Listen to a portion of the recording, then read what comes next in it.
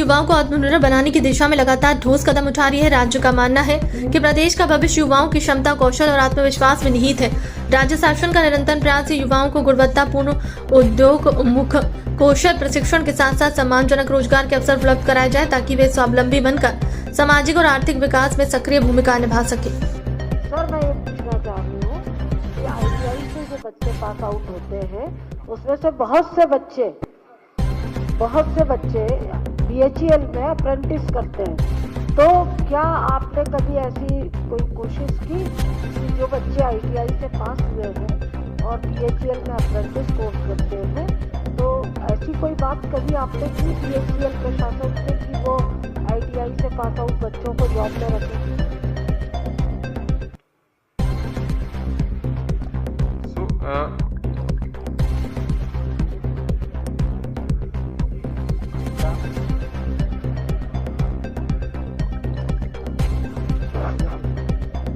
हाँ मंत्री जी, आपके जो ग्लोबल स्किल पार्क में जो पार्क है आपका, उसमें टोटल कितनी कैपेसिटी है एडमिशन देने की और अभी प्रेजेंट स्टेटस वहाँ पर कितना है? नंबर 1। नंबर 2, वहाँ पे टोटल कितने तरह के कोर्स संचालित हो सकते हैं और प्रेजेंट में अभी कितने कोर्स संचालित हो रहे हैं, इसके बारे में अभी ग्लोबल स्किल पार्क में 1000 बच्चों का एडमिशन है, 600 बच्चों का प्लेसमेंट हो चुका है। टोटल कैपेसिटी 6000 बच्चों की है। जैसे जैसे शुरुआत हॉस्टल उपलब्ध हो जाएंगे और ये हो जाएगा तो इसकी 6000 तक की कैपेसिटी को हम पूर्ण करेंगे। और साथ में ग्लोबल स्किल पार्क में हम विशेष प्रशिक्षण देकर उस बच्चे को, मैंने बताया कि ITI, इंजीनियरिंग कॉलेज और पॉलिटेक्निक के बच्चे वहाँ पढ़ाते हैं। और जो आबू धाबी सिलेक्शन हुआ है, अभी मेरे ग्लोबल स्किल पार्क के 29 बच्चों का आबू धाबी सिलेक्शन हुआ है और 6 स्टेट से अधिक स्टेट के बच्चे ग्लोबल स्किल पार्क में विशेष प्रशिक्षण के लिए आते हैं। मंत्री जी, 1.5 साल में आपने 1.5 लाख रोजगार, 3 साल में आपका क्या रोड मैप है, कितने और रोजगार देंगे? ये जो 1.5 लाख रोजगार की बात आप जो कह रहे हैं, वो युवा संगम का जो कार्यक्रम है उसके माध्यम से ही हुए हैं। इसमें बहुत सारे अन्य जो जैसे सरकारी नौकरियां हैं उसमें वो इंक्लूडेड नहीं है।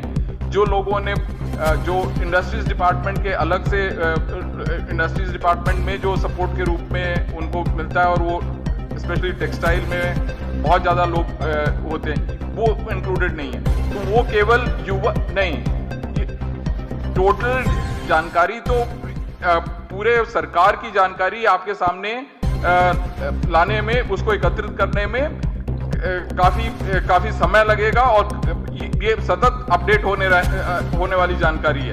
सो युवा संगम के माध्यम से हमने 1.5 लाख लोगों को अभी किया है और रेगुलरली इसमें करते जा रहे हैं। बाकी जो मोड हैं, लोग अपने आप भी तो नौकरी प्राप्त करते हैं। हमारे कॉलेजेस में जो लोग पढ़ के निकलते हैं, वो प्राइवेट पोर्टल की बात हुई, उसके माध्यम से नौकरी प्राप्त कर रहे हैं। तो वो डेटा हमारे पास यहाँ पे अभी नहीं है। मंत्री जी, हेलो, इधर हूँ। मेरा सवाल, बांग्लादेश में हिंदुओं की हत्या पर ऑल इंडिया मुस्लिम त्योहार कमेटी का आक्रोश। शमशूल हसन बोले, यह पुतला दहन नहीं, हमारे दिलों में जल रही आग है। बांग्लादेश में हिंदू समुदाय के साथ हो रहे कथित अत्याचार और हत्याओं के विरोध में ऑल इंडिया मुस्लिम त्योहार कमेटी द्वारा भोपाल के इतवारा क्षेत्र में विरोध प्रदर्शन किया गया। इस दौरान बांग्लादेश सरकार के खिलाफ पुतला दहन कर रोष प्रकट किया गया। ऑल इंडिया मुस्लिम त्योहार कमेटी के संरक्षक शमशूल हसन ने प्रदर्शन के दौरान कहा, यह पुतला दहन मात्र औपचारिक विरोध नहीं बल्कि हमारे दिलों में बांग्लादेश में हो रहे अत्याचारों के खिलाफ जल रही आग है। ऑल इंडिया मुस्लिम त्योहार कमेटी हमेशा देश के मुल्क के खिलाफ बोलने वालों का, अमन के खिलाफ बोलने वालों का, शांति के खिलाफ बोलने वालों का और इस मुल्क पर निगाहें रखने वालों के खिलाफ हमेशा विरोध करा है। हम ये चाहते हैं, जिस तरह बांग्लादेश में एक बच्चे के साथ बहुत बर्बरता पूर्वक उसको मारा गया, गोली मारने के बाद उसकी लाश को जलाया गया, लाश नहीं जली तो घसीट के फिर जलाया गया। ऐसे कृत करने वालों को, चाहे वो किसी भी समाज का हो या किसी भी दल का हो या किसी भी देश का हो, सार्वजनिक फांसी पर लटकाया जाना चाहिए।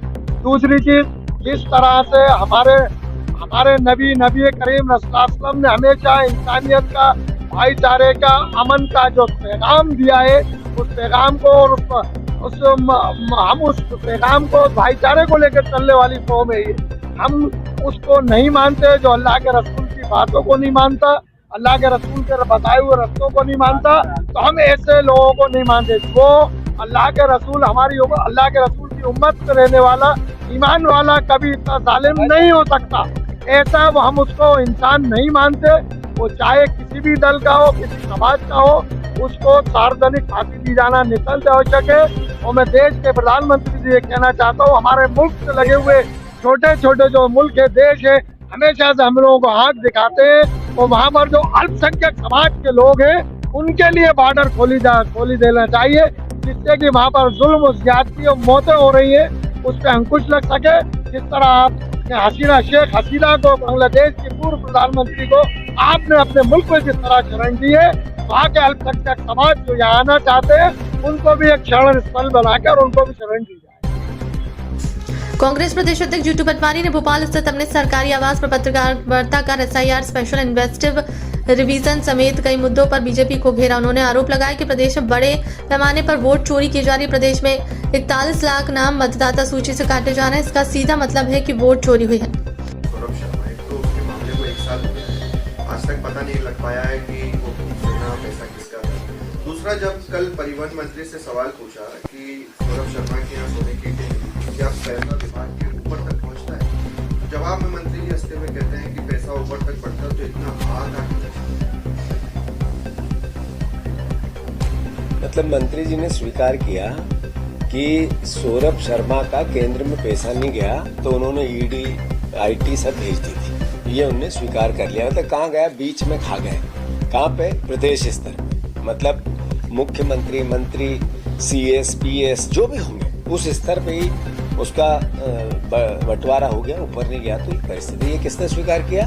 परिवहन मंत्री ने। अभी स्टिंग हो रहा है, भास्कर अखबार ने भी अभी कल परसों किया, मैं कई चैनल, कई मीडिया भी कर रही है, हम भी देखते हैं। ऐसा एक भी टोल नहीं है जहाँ टोल वाले नहीं है। वो कहते हैं कृषि विभाग का मंत्रालय था, मंत्री कर्मचारी था, एक कह रहा है कि मंडी का कर्मचारी था, कोई ये नहीं कह रहा परिवहन का। असल में वो था बीच का बिचौलिया, जिसने टोटल ठेका ले लिया। और हमारी सरकार को, मोहन यादव की सरकार को, नोट जितना रेवेन्यू पहले लीगल चलता था और सरकार को जाता था, उससे डबल रेवेन्यू की चोरी हुई है।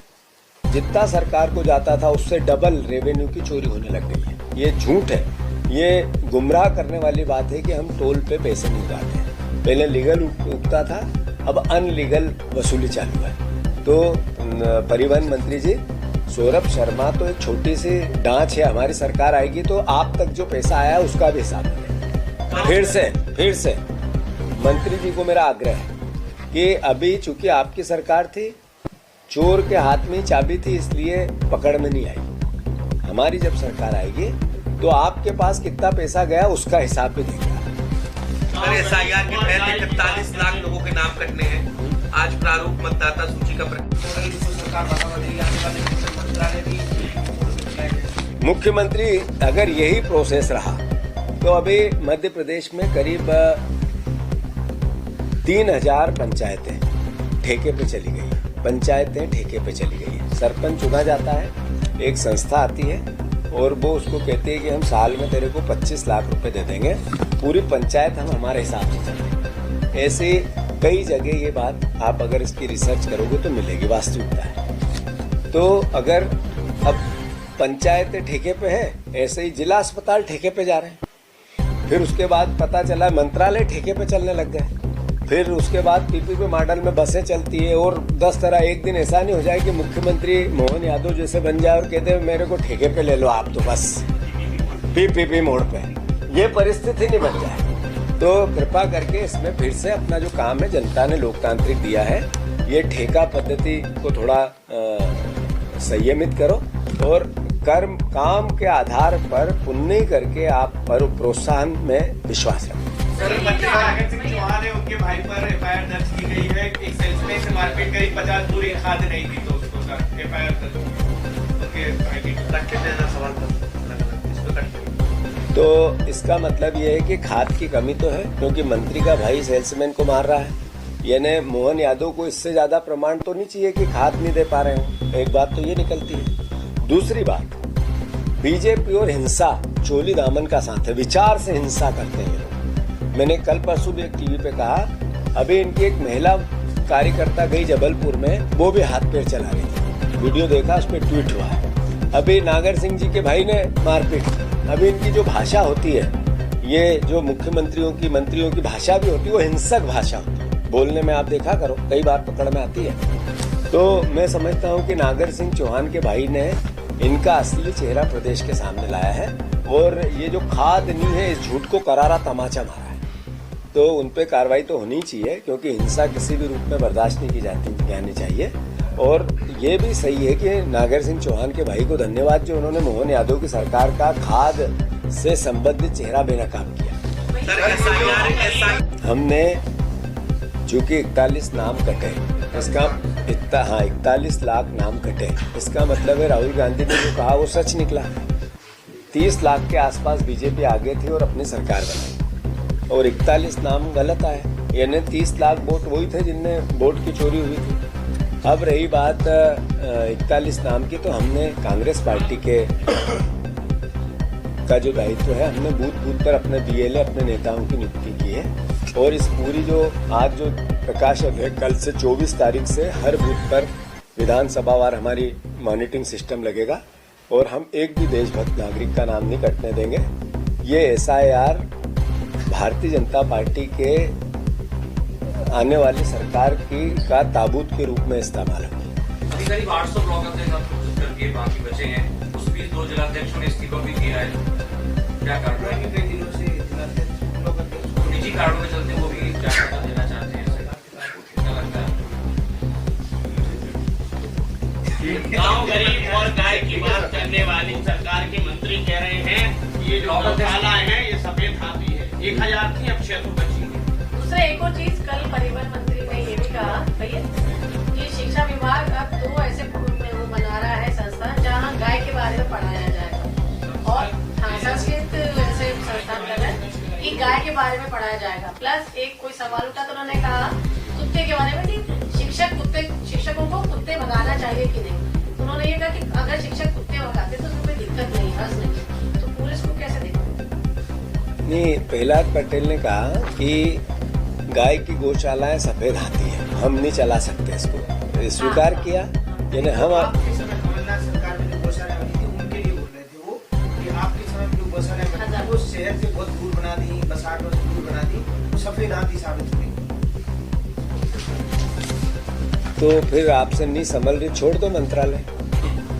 अगर आपको मंत्रालय का कोई कार्य नहीं संभलता, जिस मंत्री ने स्वीकार कर लिया, तो फिर उसको उस मंत्री पद पर रहने का अधिकार नहीं। सुरक्षा से कह देना चाहिए कि सफेद हाथी में नहीं चला सकता हूँ। एक दूसरी बात यह है कि जिस तरीके से गाय को पढ़ाने की बात होती है, फिर गाय रोड पे रोज 200 गाय का वध होता है। मोहन यादव भाषण कुछ देते हैं, काम कुछ करते हैं। सबसे ज्यादा गौ मांस का दुनिया भर में भेजा जाता है तो इंडिया से ही भेजा जाता है, और उसको लेकर कई सामाजिक संस्थाएं, शंकराचार्य, कई और गोभक्त लगे भी हुए हैं। तो ये सरकार का असली चेहरा इससे समझ में आता है कि गाय के नाम पर सिर्फ बात करना है। असली बात जो प्रहलाद पटेल ने कहा है कि हमारे बस का नहीं है गाय पालना। दूसरी बात, जो गायों सड़क पे है उसको लेकर कोई निराकरण नहीं है, पर अलग अलग प्रकार की गाय को लेकर भाषण अद्भुत है। ये गाय और भाषण का जो भारतीय जनता पार्टी का एक पूरा काकस है, इसको जनता समझने लगी है और धीरे धीरे इसका निराकरण करते हैं। मुख्यमंत्री ने उनको हड़ताल लगाई कि जब नोटिस ऑलरेडी दे दिया था ठेकेदार को, तो फिर आप भाजपा के राष्ट्रीय अध्यक्ष व केंद्रीय स्वास्थ्य मंत्री JP नड्डा, मुख्यमंत्री डॉक्टर मोहन यादव और मध्य प्रदेश प्रभारी महेंद्र सिंह महाकालेश्वर मंदिर के अनुक्षेत्र में श्रद्धालुओं की प्रसादी वितरण की और स्वयं भी प्रसाद ग्रहण किया। बाबा महाल की कृपा से यशस्वी प्रधानमंत्री नरेंद्र मोदी के नेतृत्व में मध्य प्रदेश की स्वास्थ्य सेवाएं निरंतर सशक्त हो रही। केंद्रीय स्वास्थ्य और परिवार कल्याण मंत्री JP नड्डा की उपस्थिति में आज धार और बैतूल में PP मॉडल पर 2 नए मॉडल कॉलेजों की आधारशिला रखी जा रही है। प्रदेश में मेडिकल कॉलेजों की संख्या 35 हो जाएगी। हम सबका सौभाग्य, बाबा महाकाल की नगरी में स्वास्थ्य मंत्री भारत सरकार श्रीमान JP नड्डा जी आज यहाँ पधारे हैं हमने सबने मिलकर के बाबा महाकाल का आशीर्वाद भी लिया और बाबा की कृपा से यशस्वी प्रधानमंत्री के नेतृत्व में देश भर में भारत का मान सम्मान और एक अलग प्रकार का भारत दुनिया के सामने जाना जा रहा है। ऐसे समय में जब माननीय स्वास्थ्य मंत्री जी पधारे हैं, उनके माध्यम से 2 नए मेडिकल कॉलेज की आज आधारशिला रखी जा रही है।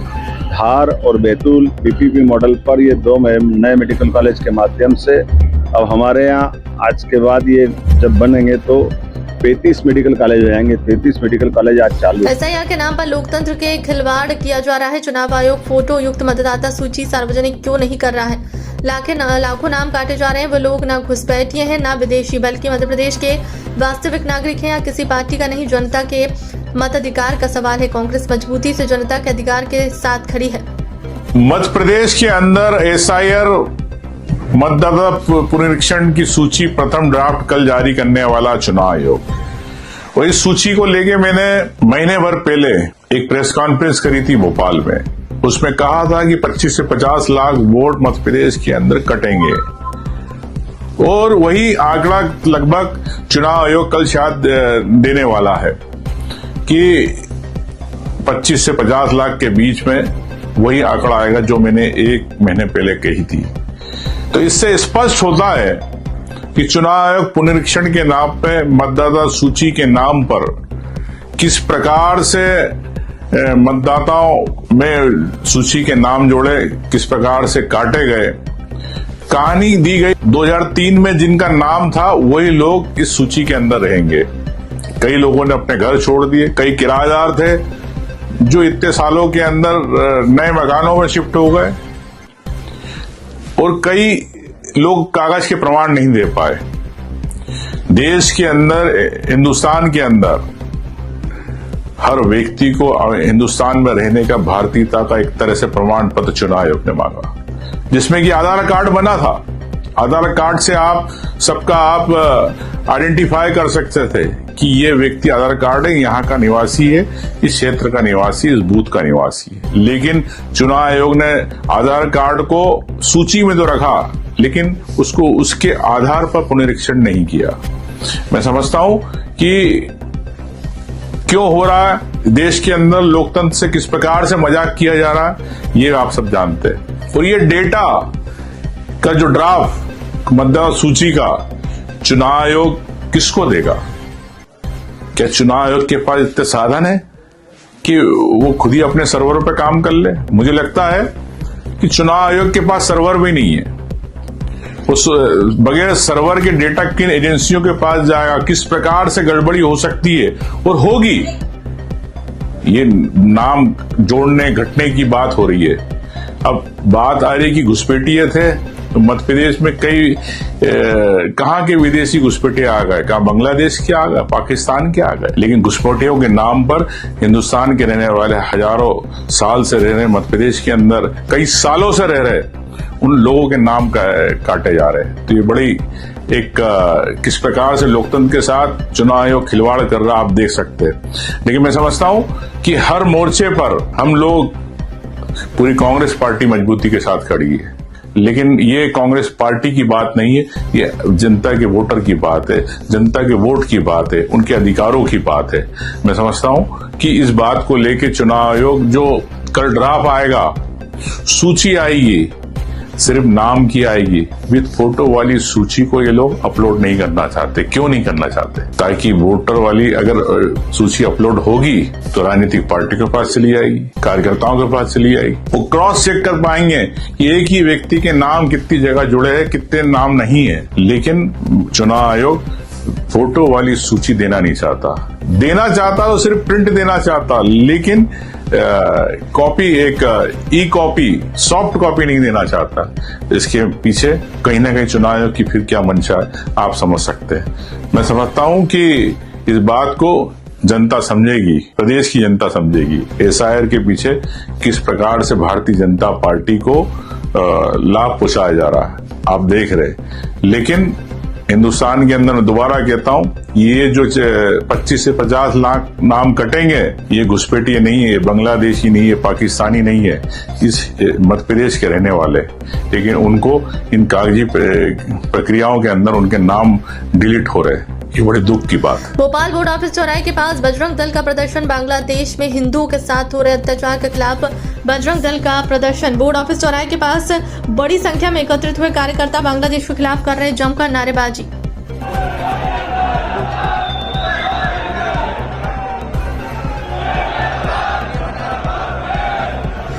मुर्दाबाद हिंदू युवती दोस्त से मिलने आया युवक, फरुखाबाद से मुरादाबाद मिलने आया युवक, काशीपुर बस अड्डे पर लोगों ने शक होने पर घेरा, भीड़ ने युवक को पुलिस के हवाले किया। सदर कोतवाली क्षेत्र का मामला। कोई एक वीडियो वायरल हुआ था, किसी को लड़के को कोई बहराने फंसाने का, कोतवाली में कोई क्या है? देखिए, ये थाना कोतवाली का प्रकरण था। इनफैक्ट यहाँ जो काशीपुर बस स्टैंड है वहाँ से एक सूचना थाने को मिली थी, जिसमें ये बताया गया था कि कोई लड़का है जो संभवतः बाहरी दिख रहा है और वो एक महिला के साथ, एक लड़की के साथ छेड़छाड़ कर रहा है। इस सूचना पर तत्काल थाने से फोर्स गई और वहाँ से लड़के को और लड़की को दोनों को लेकर आया गया। उसके बाद लड़की ने बताया कि हाँ, इसने जो लड़का था उसके साथ, जो फरुखाबाद का रहने वाला है और उसका नाम सोनू खान था, ये आकर के उस लड़की को यहाँ पे किसी न किसी तरीके से उसको वहाँ बाला फुसला करके वह उसके साथ छेड़छाड़ वहाँ बुला लिया था, छेड़छाड़ कर रहा था। और उसके बाद उसी जो महिला है उसके तहरीर पे हम लोगों ने अभियोग पंजीकृत किया और उसको उसके खिलाफ जो इन्वेस्टिगेशन है और वैधानिक कार्रवाई की जाए। क्या कोई ऐसा भी है कि इंस्टाग्राम पर दोनों की कुछ इस तरह की बात, वो चीज़ें वहाँ पे कही जा रही थी, बट उसको हम लोग अभी इन्वेस्टिगेट कर रहे हैं। जो फाइंडिंग्स होगी उसको हम बेचने में शामिल करें। मध्य प्रदेश सरकार के 2 वर्ष पूरे होने पर संस्कृति, धर्मस्व और पर्यटन विभाग के मंत्री धर्मेंद्र सिंह लोधी ने अपनी विभागीय उपलब्धियों को सामने रखा। उन्होंने कहा कि बीते 2 वर्ष में सरकार ने नवाचार, निवेश और अंत्योदय को सिद्धांतों को केंद्र में रखकर काम किया, जिसका उद्देश्य आने वाले समय में विकसित मध्य प्रदेश के विजन को साकार करना। मंत्री लोधी ने कहा कि अतुल्य भारत का हृदय प्रदेश कहलाने वाला मध्य प्रदेश पर्यटन को क्षेत्र में लगातार ऊंचाइयों को छू रहा है। ज्यादा संक्षेप में बताना संभव नहीं है। आपको मैंने सारा लिटरेचर भी उपलब्ध कराया है, तो जो उपलब्धियां हैं तो आप उसको देख के भी बता सकते हैं। और मैंने अपनी उपलब्धियों कुल मिला के आने वाले समय में मध्य प्रदेश पर्यटन के क्षेत्र में बने, इस बात को लेकर यशस्वी मुख्यमंत्री डॉक्टर मोहन यादव जी के नेतृत्व में हमारी सरकार काम कर रही है। और आने वाले समय में नई पर्यटन नीति, नई फिल्म पर्यटन नीति जो लेकर हम आए हैं, उससे निवेशक मध्य प्रदेश में आकर्षित हो रहे हैं। और अभी तक 10,000 करोड़ के निवेश प्रस्ताव पर्यटन विभाग को प्राप्त हुए हैं। तो ये अपने आप में बताता है कि आने वाले समय में मध्य प्रदेश में असीम संभावनाएं हैं। पर्यटन के क्षेत्र में जितने प्रकार का पर्यटन होना चाहिए वो सारा पर्यटन मध्य प्रदेश में है। हम चीता स्टेट है, हम वल्चर स्टेट है, हम घड़ियाल स्टेट है। सेहत के बारे में भी मैंने बताया कि सर होम स्टे के बारे में थोड़ा सा बताइए। शिप्रा में भी स्नान होगा और आने वाला महाकुंभ अपने आप में ऐतिहासिक होगा, इसकी गारंटी मैं देता हूं। माननीय मुख्यमंत्री जी के नेतृत्व में ये जो संस्था है बहुत दिव्य और भव्य होने वाला है। होम स्टे के बारे में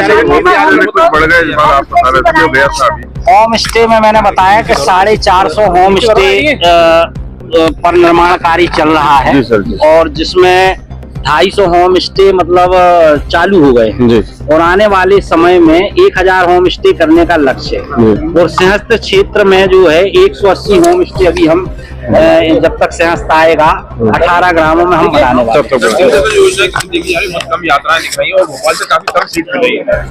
नहीं, पर्याप्त यात्राएं हो रही। मुख्यमंत्री तीर्थ दर्शन योजना का मैंने अभी आंकड़ा उपलब्ध कराया है, तो मुझे लगता है कि और आने वाले समय में इसको और भी बढ़ाने का हम काम करेंगे। सर भोपाल से देखा जाए तो सीटें बहुत कम है।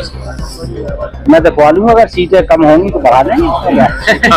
कानपुर में पुलिस ने लूट के 2 आरोपियों को पकड़ा। अलग अलग 2 घटनाओं को अंजाम दिया। वाहन चेकिंग के दौरान अरेस्ट हुए दोनों लुटेरे। पुलिस ने एक चेन और नकदी बरामद की है और नौबस्ता पुलिस ने 2 आरोपियों को अरेस्ट किया। देखिए, विगत दिनों में थाना नौबस्ता क्षेत्र में चेन स्नैचिंग की 2 घटनाएं हुई थी। एक घटना 17/11/25 को और दूसरी घटना 7/12/25 को घटित हुई थी। इन दोनों घटनाओं के संबंध में FIR थाना नौबस्ता पे दर्ज थी।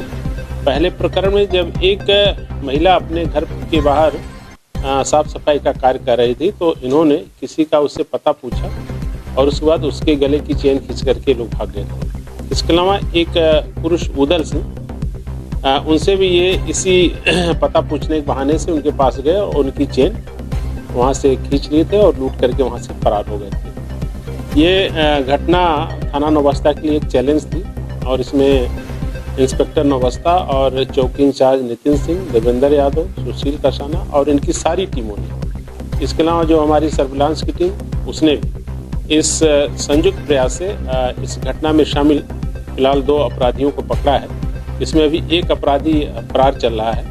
ये इसमें पकड़ा गया अपराधी राहुल सिंह और दूसरा रोहित, ये मूल रूप से बेथरा गांव अचलगंज उन्नाव के रहने वाले हैं। और इसमें पहले अपराधी राहुल का 5 का मतलब लूट का पुराना आपराधिक इतिहास है। ये लूट में, गैंगस्टर में और बलात्कार की धाराओं में जेल में रहा है। अभी 27 माह बाद जल्द ही ये जेल से छूटा था और पुनः इसने 2 घटनाएं लगातार चेन स्नैचिंग के क्षेत्र में की थी और हमारी टीम ने बहुत ही सार्थक प्रयास करके और अथक परिश्रम से लगातार फुटेज के माध्यम से वहां तक पहुंचे और उन्नाव में अचलगंज के देहात क्षेत्रों में भी इन्होंने कैमरे के माध्यम से इस सारे केस को वर्कआउट किया है। इस अच्छे वर्कआउट के लिए इस पूरी टीम को 25,000 रुपये का एक नगद पुरस्कार भी दिया जाता है और इनके इस कार्य की भूरिभूरि प्रशंसा की जाती है।